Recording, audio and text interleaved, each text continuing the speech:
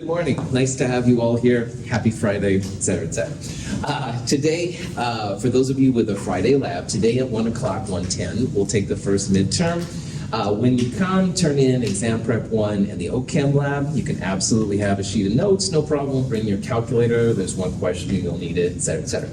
Afterwards, we do have a lab. It's the molar mass of a volatile liquid lab. Bring your goggles, all right? We're gonna have flames and boiling water and stuff like that, and I want you all to be safe. Any questions, that stuff? So we left off on Wednesday talking about the gases, and especially PV equals nRT, the ideal gas law. And gases are very well understood in terms of chemistry, which is kind of fun. This is an example of how we can use gases as a chemist. Now, the bombardier beetle apparently sprays out stuff, and again, I don't know anything when it's alive, but anyway, this is apparently how it projects it out. And the hydrogen peroxide decomposes into water and O2. And so this is a type of a problem you could run into. It's probably not for the bombardier beetle, but who knows? Aid and I were just talking about biology things. But anyway, let's say that you have 1.1 grams of hydrogen peroxide, and it's in a flask, and the flask volume is 2.50 liters. What is the pressure of the oxygen gas, and what's the pressure of the water gas? Now, temperature, really important when it comes to gases. So we're at room temperature, 25 degrees Celsius. This is the kind of problem that you can use the gas laws for. Now, in this problem, what we're gonna do, we're starting with the grams of not a gas, but a liquid, all right? So we're going to use stoichiometry, which is just the fancy way of saying we're going to use those big numbers, the 2, 2, and 1. We're going to turn the grams of hydrogen peroxide into moles of hydrogen peroxide, and we'll look up, discover the molar mass of H2O2.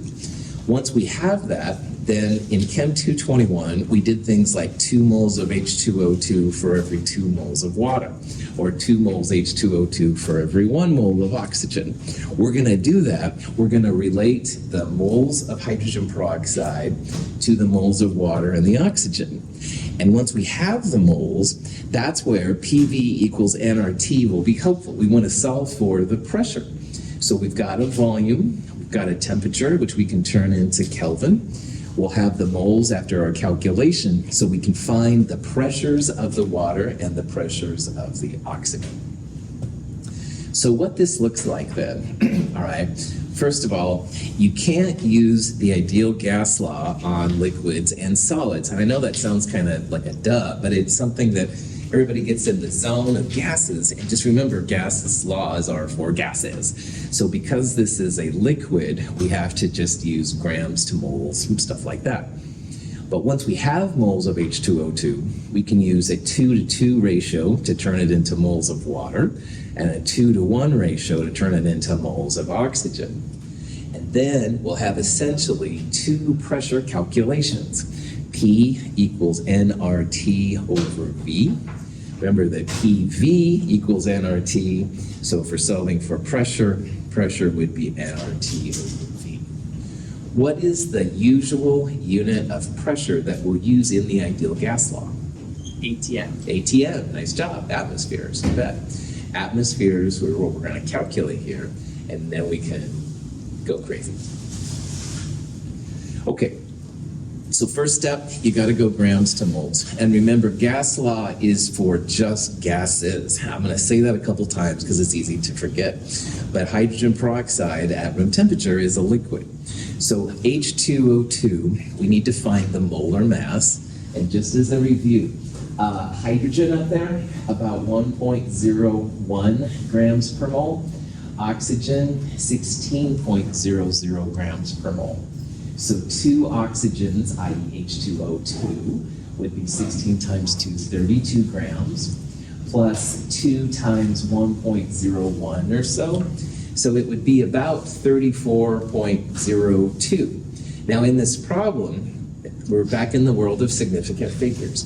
And this is a 2 sig fig number. So really you just need 2 sig figs. It's usually cool to have at least one more. So that's what I did right here.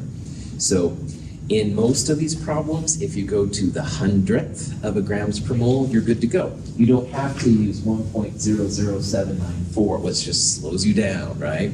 So in this case, you actually don't even need to the 100th, you just need 3 sig figs. But anyway, 0.032 moles of H2O2 is what we have to work with here. Now, once you have this number, you can convert to moles of oxygen or moles of water. It doesn't matter. In this example, I moved it to moles of oxygen. Now, this ratio came literally from these big numbers, the stoichiometric coefficients in front of the reaction. So 2 is in front of H2O2. There's an invisible 1 right there. So it's 1 mole of oxygen for every 2 moles of H2O2. 0.016 moles of oxygen. What ratio would I use if I was going from H2O2 to water? 1/1 or 2/2. Good, that's right. The water has a 2 in front of it. The H2O2 has a 2 in front of it. So if it was water, you'd say 2 moles of water per 2 moles of H2O2, or 1:1. Either way would be totally fine. Now, once you have the moles of one of them, in this case oxygen, then you can use the ideal gas law. So PV equals nRT, and we're solving for the pressure. So it's nRT over V. This is the gas constant, 0.082057, we talked about on Wednesday.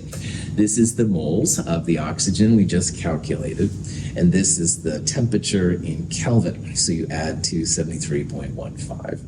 The volume of the flask doesn't change, 2.50 liters. Throw it in your calculator, 2 sig figs, because of that number right there, 0.16 atmospheres. So in the Bombardier Beetle, if they're using this much hydrogen peroxide, which they probably aren't, but whatever, if you have this much hydrogen peroxide that's decomposing, the oxygen itself will create 0.16 atmospheres of pressure. Any questions on it? Yeah, so to get the 0.016 moles of oxygen, you went grams to moles of that. And That's right. The mole ratio. That's well done. That's right. Yep. That's exactly. Let's see. Went back too far, but that's all right. So there's the grams to moles of hydrogen peroxide, and this is the moles peroxide to oxygen, and that's the ratio for absolutely. Just making sure. Yeah. No, that's a great question. And then you just throw it in ideal gas law pressure. Other questions? Okay. Now, the water, you would do something very similar, all right? You'd start off with the moles of hydrogen peroxide, which was 0.32 atmospheres. You'd use the ratio to go from hydrogen peroxide to water. And again, what's the ratio hydrogen peroxide to water? Oh, 1:1. 2 or 2 or 1/1. That's right. Either way is totally fine. So if you had 0.032, I think it was, moles of peroxide, you would have 0.032 moles of water. And you could plug it in here and do all that jazz. But there's another way that sometimes helps on these kind of problems. Pressure and moles are proportional to each other. So if you think about PV equals nRT, all right? If volume R and T are constant, then if you put V on the other side, all of this is like a constant. These cancel out. So P equals moles times some random constant. And why I put this up there is because if moles go up, then pressure goes up. And if moles go down, then pressure goes down. So we essentially, in this water example, all right, we have more moles because the stoichiometry was different. It was 2 to 2 versus 1/2. It's actually a doubled thing. So there's twice as many moles of water created for every oxygen. So you could absolutely go through the math.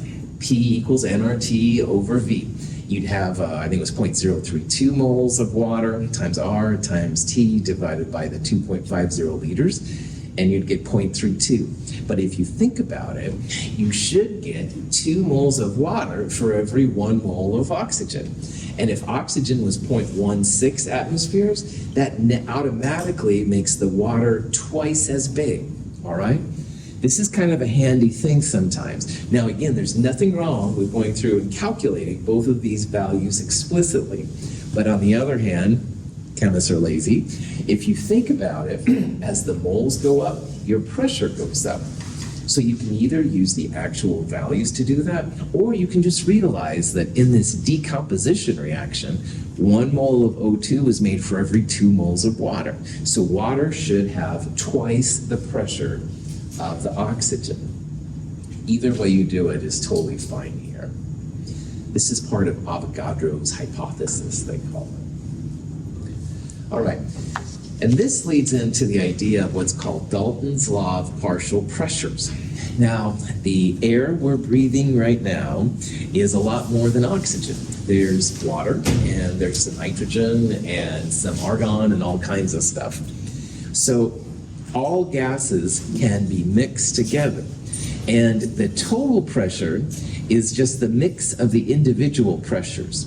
So in the last example, we had 0.16, I believe it was, atmospheres of oxygen, and we had 0.32 moles of atmospheres of water. So the total pressure is literally the sum of those individual pressures. Notice too, if you took 0.48, and if there's 3 moles of gas created, 0.48 divided by 3 will give you the pressure of oxygen, which is only 1 mole. And if you take that same number and divide by 2, you get the other one. So anyway, or multiply by 2/3, you can get it. And so all this leads us into the idea of what exactly most gases are, because most gases aren't pure. You've got like a mixture of things. And Dalton was the first one to figure this out. Dalton was the one that kind of brought the atomic theory together in the 1800s, by the way. Here's an example of 3 gases. A kilopascal is a type of gas atmosphere pressure measurement. And if you mix them together, this is the mixture, and you can see that 900 plus 450 is 1350. So the total pressure is the sum of the individual pressures. Just like in this room, the total pressure we're feeling is a mixture of the oxygen we're breathing plus nitrogen plus water plus argon or whatever. Any questions on that? Okay. So this is a question you might see. All right, this is a question with a compound called diborane, B2H6. And it reacts with oxygen. It makes a boric oxide, B2O3, and some water. And let's say that we mix these 2 reactants in perfect combinations, i.e. 3 moles of oxygen for every 1 mole of B2H6.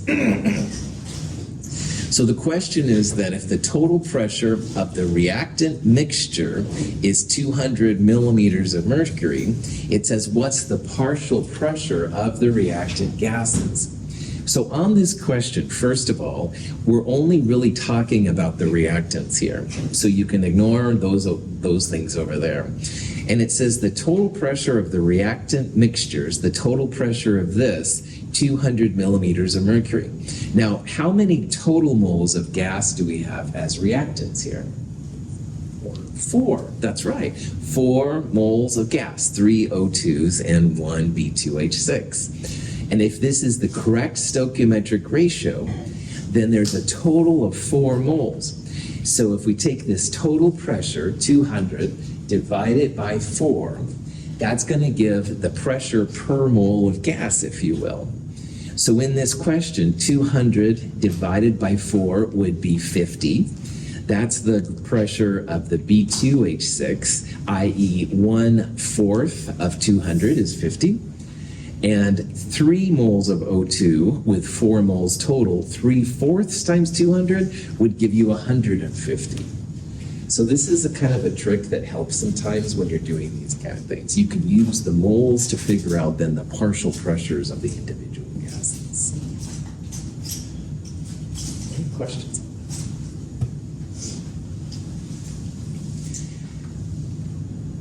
Chlorine vapor is roughly 5 times more dense than air. It can be poured from one flask to another.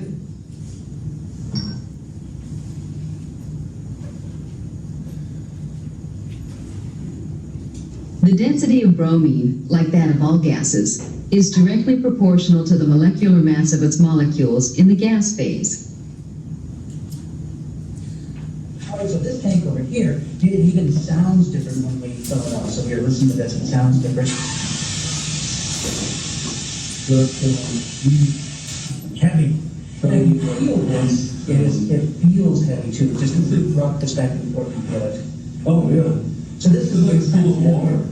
Yeah. But it's got water to it. It's got weight. And it's just gas. All right, so the same thing you're going to do, but here's what I want you to do. I want you to all your air goes out, and then breathe in, and then I want you to do the intro to the podcast. Ready? Just tell our listeners at home something of importance. Ready? All right, here we go. He's bringing in the air. There's stuff hexafluoride right into his lungs. And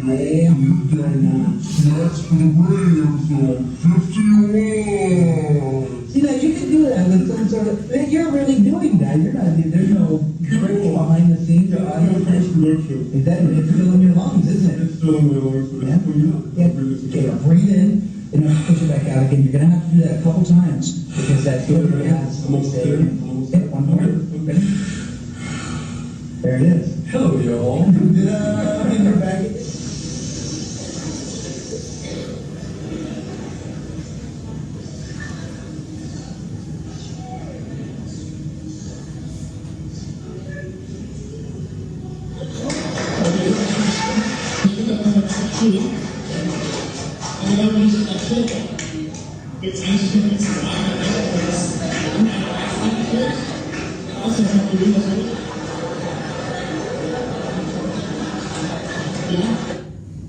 So these are some very fun videos, so I had to share them.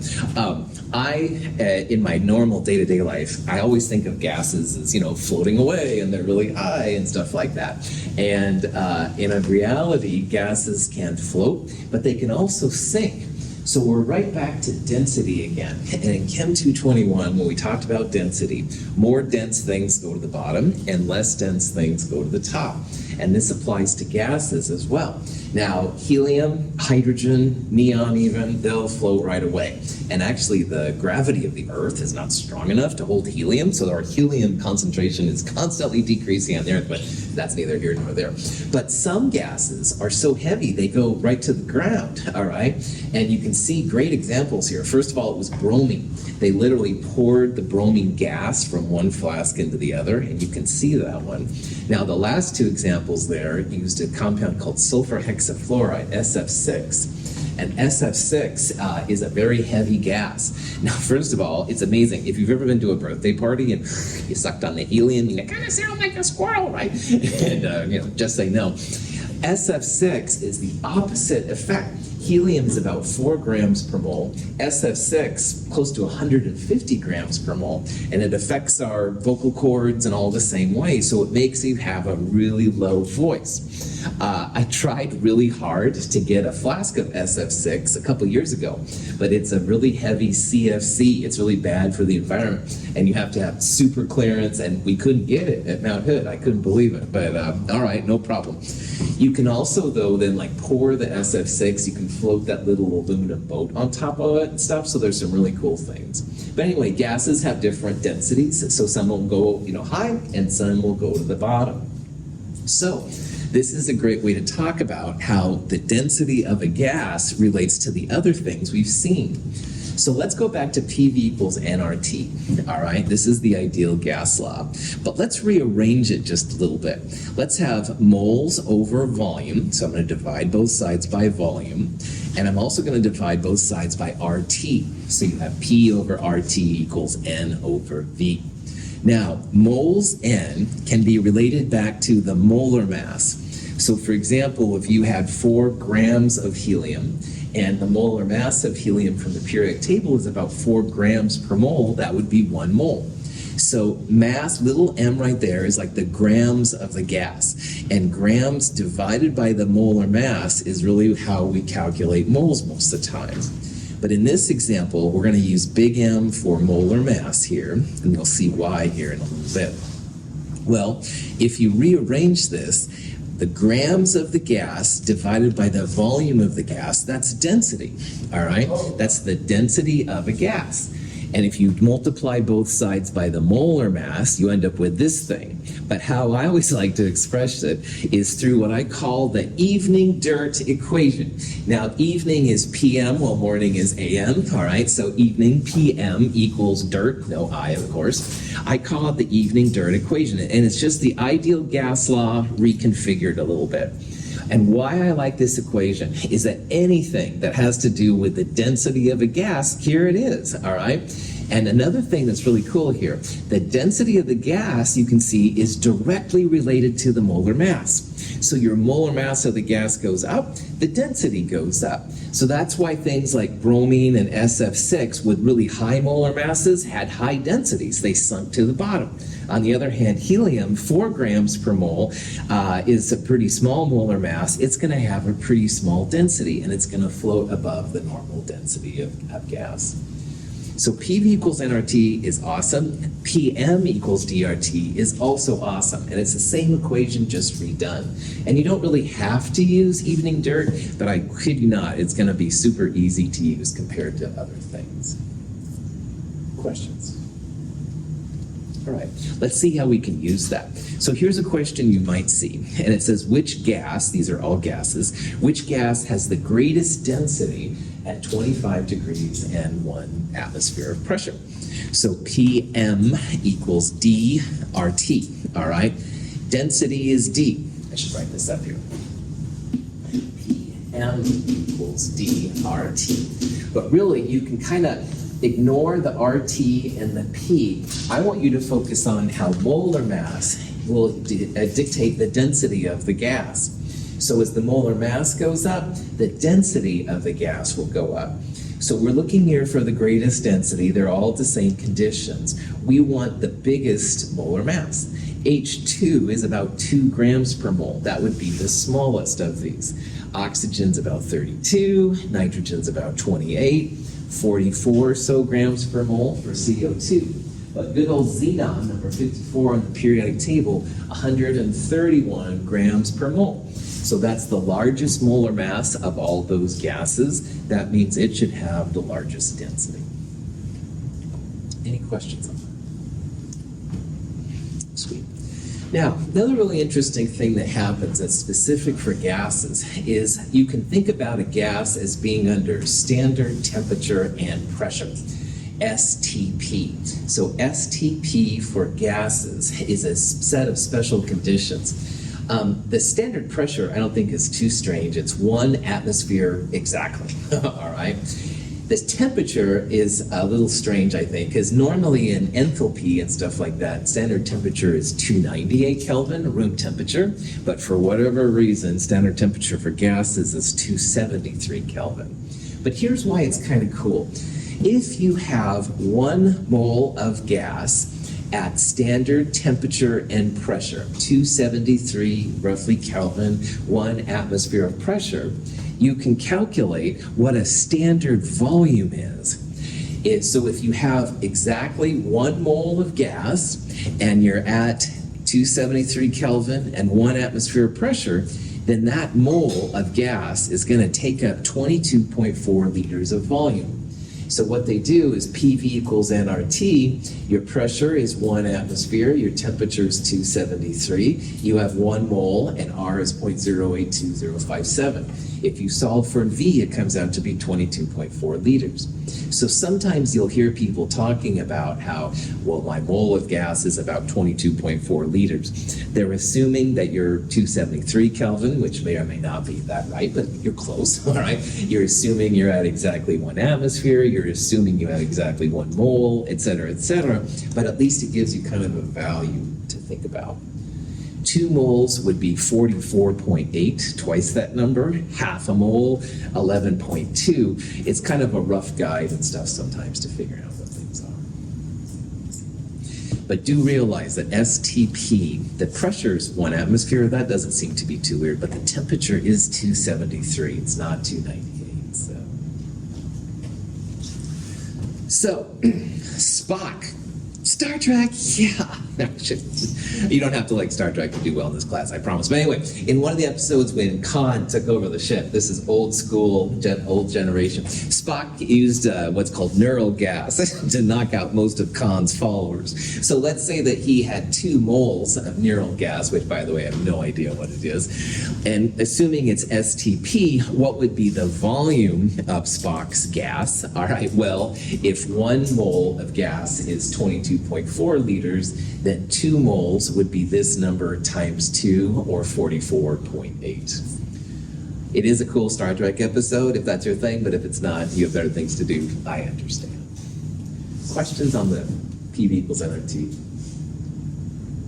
All right. The last things we're going to do in this chapter with gases is go back a little bit and talk about kinetic molecular theory. Now, kinetic molecular theory is used to describe why solids are so rigid and so tight together. Liquids have some control, but they're not set volume, and gases are kind of the anarchists. There's no interactions between them. So the KMT does make some assumptions that are pretty good, but they're not perfect, and we should talk about them.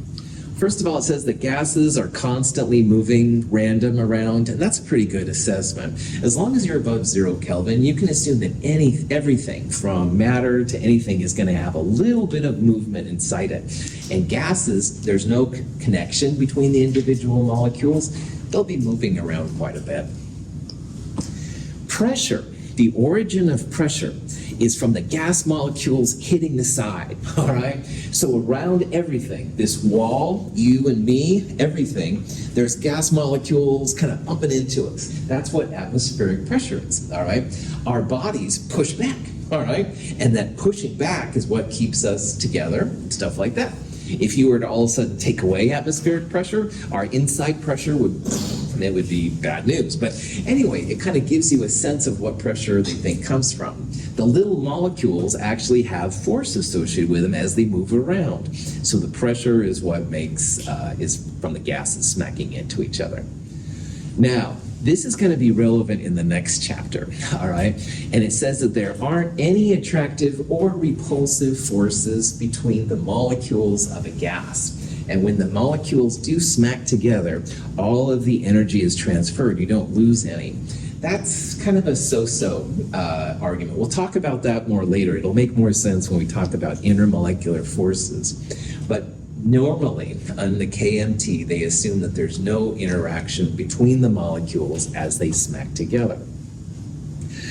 And another one that's important for the KMT, it says that the volume of the molecules is basically not a factor, all right? And that's also a little bit weak because volume of molecules comes from mass and density, and we're not dealing with non-matter, all right? We have matter with grams per mole associated with it. So there will be some volume. It is pretty small. So most of the time it's not a big deal, but do realize in the back of your head, there are some limitations of this theory. Now, if you go a little bit further into this, in physics, the kinetic energy of movement is described as 1/2 times the mass times the speed velocity squared. All right, so when something is moving in physics, this is how they calculate it. We're not going to calculate the kinetic energy in this way, but I want to talk about the implications of this. There's another rule so that as long as you're above 0 Kelvin, like I said just a while ago, there will be some movement. 3/2 RT is the way that scientists usually describe how much energy that is. So both of these are expressions for how much energy a system has. And what's really interesting thing here is that R is, by the way, a constant. It's what we'll call the energy R in an upcoming chapter. You don't have to worry about that. But what I do want you to see is that if you're at the same temperature, and you've got helium versus sulfur hexafluoride, all right, the same temperature means they're going to have the same energy, all right? If you change the energy, both of those gases will have more energy, and vice versa. But the two gases are not the same because each of those gases has their own mass. So SF6 we saw was really big, it sinks to the bottom, and helium's really small, it goes to the top. Well, if the energy is the same for both of them, because that's where the temperature pops in, that means their speeds are going to be different, all right? Heavier things are going to be slower, and lighter things are going to be faster. All right? So let's say that I say, hey, Clifford, let's go to the gym and, run around the track or something like that, which I shouldn't ever even talk about or joke about. But anyway, let's say I did. All right, Clifford's in good shape. He's light, he's lithe, he's really eating well, and I'm obsessed with pizza. So we take off at the same time. That'll be me. Clifford will be like, all right? Dumb example. However, Clifford has less mass. He's going to be faster because mass times velocity squared is going to be the same energy for both of us if we're at the same temperature. I have more mass. I'm going to be slower because my mass times velocity is also equal to the same energy. Now, why this is relevant, not for my bad eating habits versus Clifford's, is that in terms of gases, all right, as long as you're at the same temperature, the overall energy will be the same. But energy depends on the mass and the speed. So heavier masses, slower. On the other hand, lighter masses, smaller masses will be faster. We won't calculate energies and stuff like that, but it is something that's kind of cool to think about. If you've taken physics, this will be cool. Questions on that? All right, so we're going to go through some slides now, which basically are all about this, all right, implications of how gases work out. Gas molecules are in constant motion and frequently collide with one another. Although not all the molecules in a gas sample move at the same speed, the higher the temperature of the gas, the greater the average speed and kinetic energy of the molecules overall. This higher level of energy allows molecules to disperse more readily, which is one reason we smell aromas better when temperatures are higher. So this is trying to show two different temperatures and the behavior you'd have. If this is the same gas, all right, temperature affects energy. So high temperature, lots of energy, all right? Low temperature, not as much energy. Now, the mass will be the same in both of these examples, but you can see that their speeds are quite different. Higher temperatures will be faster because the mass doesn't change. Lower temperatures will be colder because, again, the mass doesn't change. So that's why, when people heat things up, it does smell better. I a lot of times will eat like cold leftovers, but really it is better to heat things up because it's a more sensory experience and jazz like that, all right? Anyway, that's the reason. Now, Maxwell was a scientist that did a lot of kind of behind the work scene on a lot of these equations.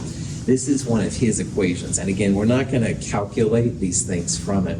But here's the idea. The speed of your gas, which is what this nasty square root of something squared is, depends on temperature and molar mass, all right? And that's what this part is right here and this part is right here. So when we look at this is another way to say how heavy me, big molar mass is going to be slower. You would be smaller. On the other hand, Clifford is lighter. He has a smaller big M, and he's going to be faster. But if Clifford and I are running on a cold day versus a warm day, all right, we'll probably both be faster if the temperature is higher. I still won't be as fast as Clifford, but I will be faster because both of our energies go up. The temperature does make your speed of the molecules go up a little bit. So what this all means, and again, we're not going to calculate things from it, but it does say that, hey, your speed, which is this U, is depending on T. Temperature goes up, your speed's going to go up. Temperature goes down, I don't feel like hardly moving. I'd rather be in bed, let's be honest. But anyway, on the other hand, as you have if you have increasing mass, increasing molar mass in chemistry world, grams per mole, bigger grams per mole, your speed will go down. All right, just like people would be slower on a track if they're bigger. On the other hand, if you have a smaller molar mass, then your speed gets bigger. Questions? Cars on highways travel at a variety of speeds. To show the distribution of automobile speeds, we could plot the number of cars moving versus their velocities.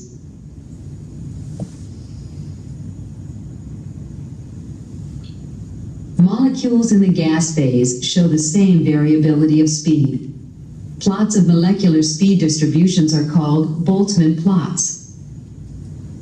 Earlier, I talked about Clifford and me on a track. and that would be great for one atom systems. But in any kind of sample of gas, you're going to have 10 to the 23rd of something running around. And if you have 10 to the 23rd, you're going to have a lot different behavior. So let's say instead of just one Clifford and one Michael, there's a mole of Cliffords and a mole of Michaels. All right. Well, the average Clifford speed will certainly be faster than the average Michael speed. But it's a distribution, all right? So some of the Michaels will be not into pizza. Heaven forbid. Anyway, excuse me, whatever. They won't be they'll be in good shape. Maybe they'll be caffeinated, who knows? But they will go really fast. And some of the Cliffords will be, oh, I don't really feel like being here and stuff like that, and they'll be slower. So when you have a whole bunch of molecules, we have to think a little bit about what an average speed means. And there will be exceptions. And this is a great example of like on the freeway.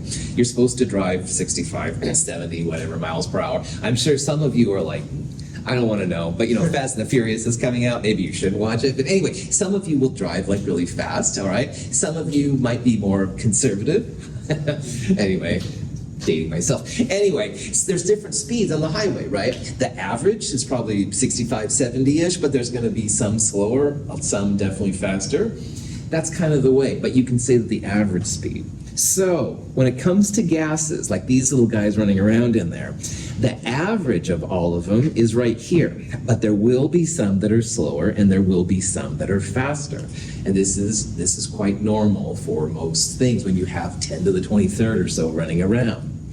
Now, this is showing average speeds for oxygen at about room temperature and about 1,000 Celsius, so quite a bit warmer. Now, the average is the top of the curve, all right? It's like right here for the warm one and right here for the cold one. And you can see that as the temperature increased, the average speed was certainly greater than it was at the colder temperature. But some of those colder temperature ones are like caffeinated or whatever, and they're going faster than even the average was at the hotter temperature. And the hotter temperature, some of them just didn't get the message, I guess, and they're going like really, really slow. So it's a breadth of possibilities, all right? Definitely the bulk of them increases as you increase the temperature. But there will always be some that are slower and some that are faster. So that's why even for cold foods, when you open them up, you will smell a little bit of it, because even at the colder temperatures, you're going to have some that are pretty excited.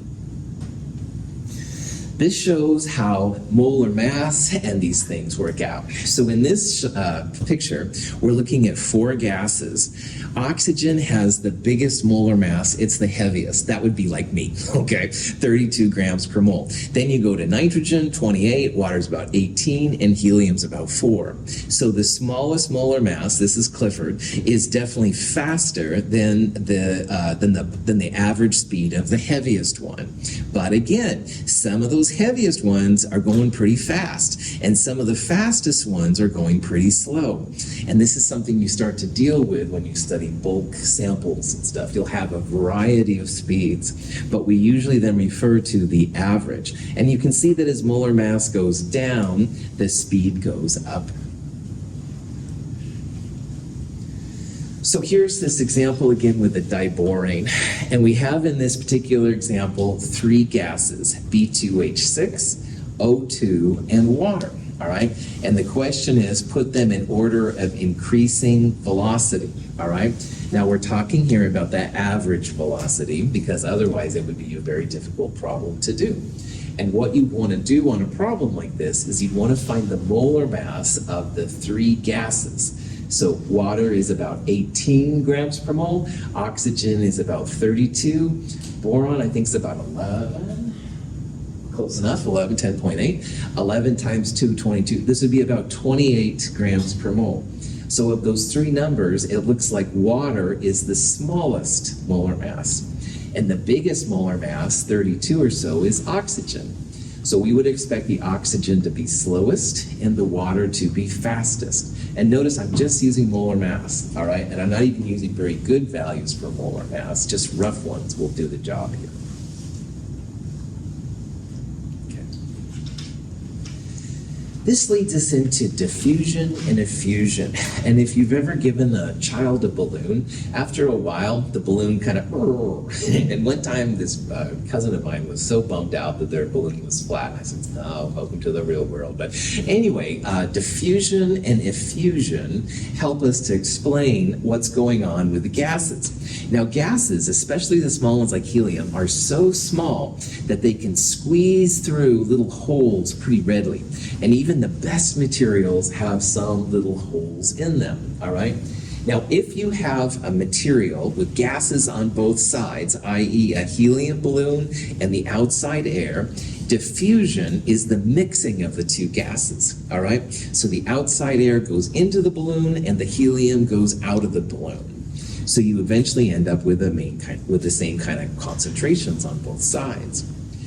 Effusion is when you have a vacuum on one side and a gas on the other. So this is a constant problem if you need a vacuum. Gases are always going to try and get through small holes and leaks and stuff to the other side.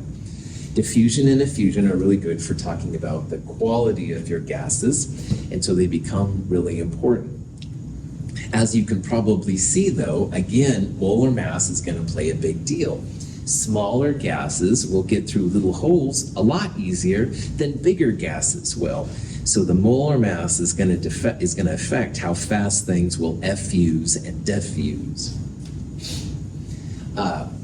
So what scientists find when they diffuse and effuse is, first of all, these are both proportional to temperature. You raise the temperature, they do a lot better than they do when they're cold.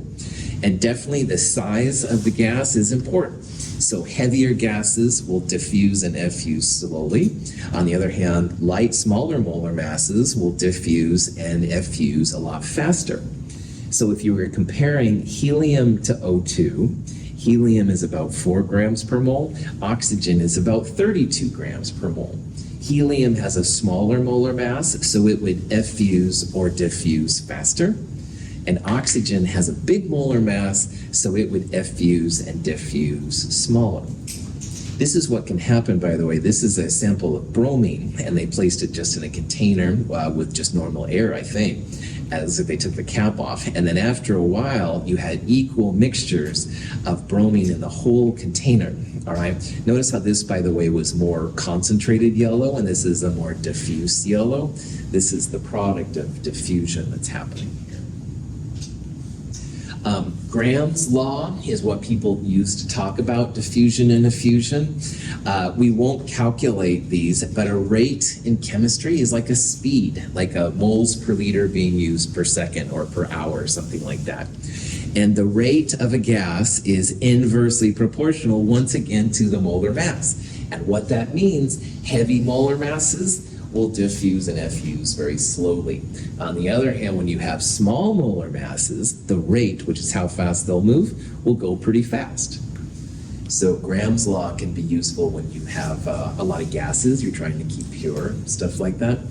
Again, we won't use these equations per se, but if you ever did go into gases, this would be the kind of stuff you'd do. This is kind of cool.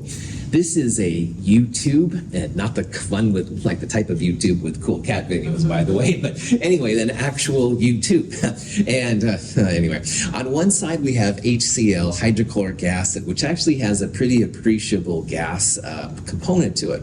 And on the other side we have ammonia, NH3. Now, right away, we're going to talk about some gases. We need to think about molar masses. Do you think that HCl or NH3 will have a bigger molar mass? Probably NH3. Cool. Let's look it up. So nitrogen's about 14 and hydrogen's about 1. So 14 plus 3 times 1 is about 17 grams per mole. Cl is about 35. So 35 plus a hydrogen, roughly 36. So in this comparison then, the HCl is going to weigh more. It's going to have a bigger molar mass than ammonia. That's the way to find out and stuff. So on this example then, what I did right away and what you should start thinking about is thinking about molar masses. And HCl is a heavier gas than NH3. So if these two are mixing, they will come together and make ammonium chloride, which is actually a white solid. So when the two gases mix, you'll start to see a white solid. HCl has a bigger molar mass than NH3, so it's a heavier gas. And what that means, this is like a racetrack. HCl is not going to be able to get up to the top here as fast as ammonia. Ammonia is faster. So you could make predictions like where will the NH4Cl form? And again, when this happens, you'll see like a white solid. And in this case, because HCl is heavier, we expect the ammonia to go over the top and down into the HCl faster than the HCl can go over here. And again, we're just using the molar masses here to figure that out. On the right is HCl gas, and on the left is NH3 gas. Where the two meet, a reaction occurs producing ammonium chloride gas. The reaction occurs primarily on the right because NH3 is lighter and diffuses faster. So this white kind of fuzzy stuff, that's the ammonium chloride that forms when those two come together. And you can see that most of it's on the right. There might be like a little bit down here or up here. That's because, again, it's a distribution of speed. So some of the HCl goes crazy, but most of the HCl stays on this side. Most of the NH3 comes over to this side, and that's where the ammonium chloride forms. Cool. Now, ideal gas law, PV equals nRT, PM equals DRT, so cool, but even though it does so much for chemists and it works really well most of the time, it's not the perfect law, all right? So real molecules have volume, for example, and that begins to make your ideal gas law kind of get weird. Another reason why ideal gas law isn't always perfect is this thing called intermolecular forces. And the next chapter is when we're going to hit the IM forces really, really strong. You can think about IM forces as like little tiny hands on the molecule. And sometimes the hands hold on to other hands of other molecules pretty tightly, and sometimes they're very light.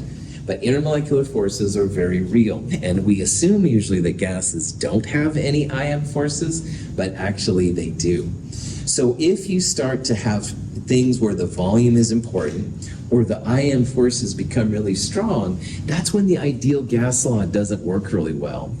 Now in this example right here, all right, we're assuming we have 1 mole of gas, so PV over RT is going to equal 1. And we would hope that most of the time, this is what we'd see. So at this pressure, we would have these values and stuff. But as you can see, depending on the temperature, you begin to have some really strange results. The pressures, especially the high pressures, begin to really, really mess with ideal gas laws. So I bring this up here just because I want you to know that ideal gas law is really cool, and it works most of the time. But if you do science at high pressure or low temperature conditions, you might want to think about what we're going to talk about on the next slide, because the ideal gas law isn't perfect. If you're making chemicals at a chemical plant, you will definitely be using more probably than just the ideal gas law. Again, high pressure is what they use a lot of times to make these chemicals, and or low temperature, that's when ideal gas law breaks down. Now, the van der Waal equation is the main equation that's used when the ideal gas law breaks down. And I just want you to see it, and I want you to hear it. I want you to mostly know that ideal gas law doesn't work real well at high pressure and low temperature. Van der Waal has a correction for pressure and a correction for volume. This tries to compensate for the volume of the molecules itself, and this is a way to compensate for those intermolecular forces. A and B are numbers you can calculate, and it sometimes is used in types of science classes. Here's different values of the A's and B's. And again, we're not going to calculate it, but I want you to hear it. The ideal gas law for these conditions would predict a pressure of 49.3 atmospheres. And if you use the van der Waals equation for this set of conditions, you get 29.5. And apparently it was closer to 29.5 than 49.3. So the van der Waals people all pat themselves on the back for not using pedestrian ideal gas law, heaven forbid. But in reality, most of the time, ideal gas law is pretty awesome. So again, the punchline of these last couple slides, high pressure, low temperature, you might want to think about an alternative to ideal gasoline.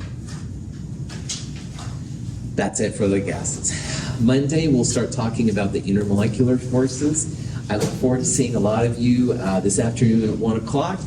Happy Friday. Have a great day.